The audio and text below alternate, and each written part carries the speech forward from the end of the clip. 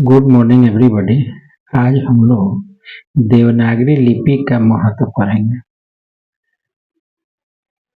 देवनागरी लिपि देव और नागरी, चूंकि प्राचीन समय में देवों की नगरी काशी को माना जाता है और काशी में इस लिपि का प्रयोग सर्वप्रथम किया गया, इसलिए इसे देवनागरी लिपि भी कहते हैं।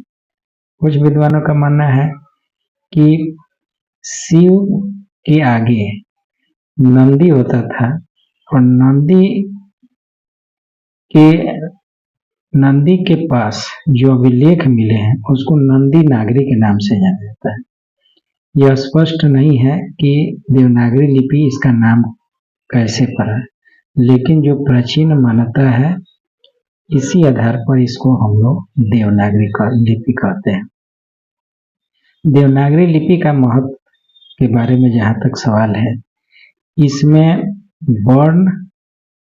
वर्ण जैसे स्वर और व्यंजन, वर्ण के जो प्रकार हैं स्वर और व्यंजन में भेद स्पष्ट है और संयोग से ही उच्चारित ध्वनि के कारण यह ध्वनि शास्त्र में अग्रगण्य है।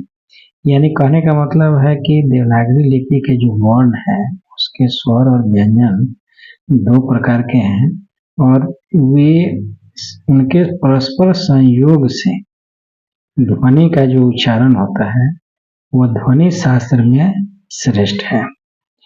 इसमें देवनागरी लिपि में वर्णमाला के अक्षरों की संख्या क्रम से दी गई है। यानी जो वर्णमाला है उसका क्रम जो है वो व्यवस्थित है।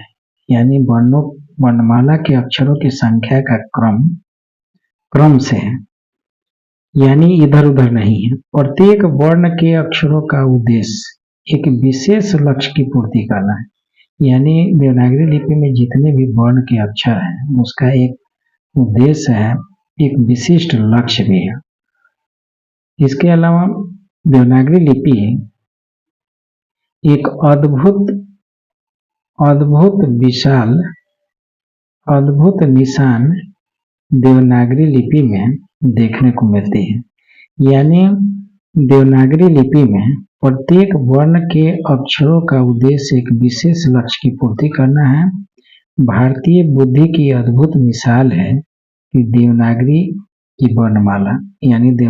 वर्णमाला भारतीय बुद्धि की एक अद्भुत मिसाल है जो दुनिया के अन्य किसी देशों में देखने को नहीं मिलती है। इसके अलावा भारतीय संसार की अन्य भाषाओं की लिपि का क्रम स्थान सूत्रबद्ध नहीं है, जबकि देवनागरी लिपि के क्रम स्थान सूत्रबद्ध है। भारतीय लिपि में एक अक्षर एक उच्चारण होता है। भारतीय लिपि में एक अक्षर एक ही उच्चारण होता है, जबकि अन्य लिपियों में एक अक्षर के 2 या 3 उच्चारण होते हैं। भारतीय लिपि में एक अक्षर के एक ही उच्चारण होते हैं, जबकि अन्य लिपियों में एक अक्षर के 2 या 3 उच्चारण होते हैं। देवनागरी लिपि एक वैज्ञानिक लिपि है और वैज्ञानिक ढंग से इसको सूत्रबद्ध किया गया है। इसमें ध्वनि का वर्गीकरण कंठ से, तालु से, मूर्धा से लेकर ओष्ठ स्थानों तक सभी क्रमबद्ध है, सूत्रबद्ध है। भारत के ज्ञानी और श्रेष्ठ पुरुषों द्वारा यह रचित है। यानी देवनागरी लिपि भारत के ज्ञानी और श्रेष्ठ पुरुषों द्वारा इसकी रचना की गई है। यह ध्वनियों को व्यवस्थित करते हुए स्वर व्यंजन के अक्षरों का क्रम स्थिर किया गया है। इसमें जो है ध्वनियों को व्यवस्थित करते हुए स्वर और व्यंजन के अक्षरों को क्रम स्थिर किया गया है।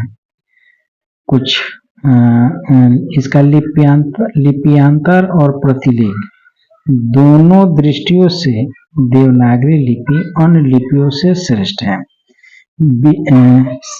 सिलिनियर विलियम कहते हैं कि दुनिया का सर्वश्रेष्ठ लिपि है और पूर्ण वर्णमाला से युक्त है।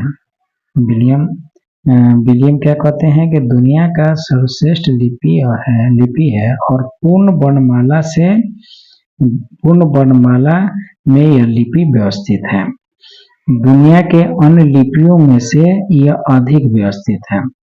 लज्जू का कहना है कि अंग्रेजी वर्णमाला और उसकी वर्तनी निहायत अपूर्ण है, यानी जिस अंग्रेजी की आज चर्चा इतने जोर शोर से होती है, उसकी लिपि जो है, उसकी जो वर्णमाला है वो या उसकी जो वर्तनी है वो निहायत अपूर्ण है, यानी कंप्लीट नहीं है। सर आइजक न्यूटन भी कहते हैं कि संसार की यदि कोई लिपि है तो उसमें सर्वाधिक पूर्ण लिपि है तो वो है देवनागरी लिपि, यानी देवनागरी लिपि दुनिया के सर्वश्रेष्ठ लिपियों में से इसकी गिनती की जाती है। ये रहा हमारा लिपियों का महत्व। लेकिन हमारी लिपि में कुछ दोष भी हैं। जैसे हमारी लिपि में सबसे बड़ा दोष ये है कि इसको लिखने के लिए कलम को ऊपर नीचे उठाना पड़ता है। हमारी जो लिपि है उसमें जब लिखते हैं तो उस कलम को हमेशा आगे पीछे ऊपर नीचे हटाना पड़ता है। वर्णों की संख्या अधिक है। अन्य लिपियों में जैसे हमारे लिपि में 52 अक्षर हैं, जबकि अंग्रेजी में 26 है, यानी हमारी लिपि जो है अंग्रेजी के रोमन लिपि से जस्ट डबल है। यानी कहने का मतलब है कि वर्णों की संख्या अधिक है, इसलिए इसका टंकन और मुद्रण में यानी इसके छपाई में या इसके प्रकाशन में काफी कठिनाई आती है।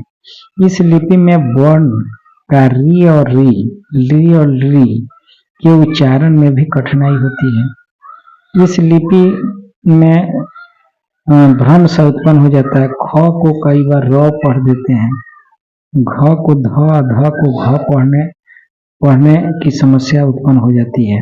इसमें संयुक्त व्यंजन के लिए स्वतंत्र वर्ण है, जैसे क और स मिलकर छ हो जाएगा, त और र मिलकर त्र हो जाएगा, ज य मिलकर ज्ञ हो जाएगा। तो संयुक्त व्यंजन के लिए स्वतंत्र वर्ण है। कई वर्णों के लिए दो रूपों का प्रचलन है, जैसे अब लिखने का झ दो तरह से लिखते हैं और दो तरह से लिखते हैं। भ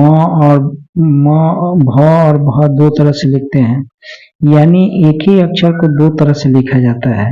ये भी एक समस्या है हमारी देवनागरी लिपि के। चंद्र बिंदु के लिए कोई निश्चित नियम नहीं है, कहीं एक बिंदी लगता है, कहीं नहीं लगता है। ये सारी समस्या है। इसके लिए र के लिए विभिन्न रूप है। र एक होता है कि सरल र है, एक नीचे लगा रहता है, एक जैसे कृपा लिखने में यूज होता है।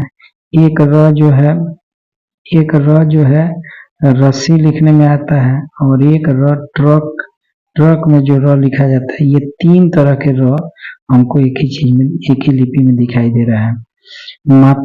मात्राएं वर्ण के चारों ओर लगते हैं। मात्राएं जो है वर्ण के चारों ओर लगते हैं, इसलिए टंकन और मुद्रण में काफी कठिनाई होती है। इस तरह से हम लोग लिपियों के बारे में अध्ययन किए, जो लिपि का महत्व और उसकी कमी है। धन्यवाद।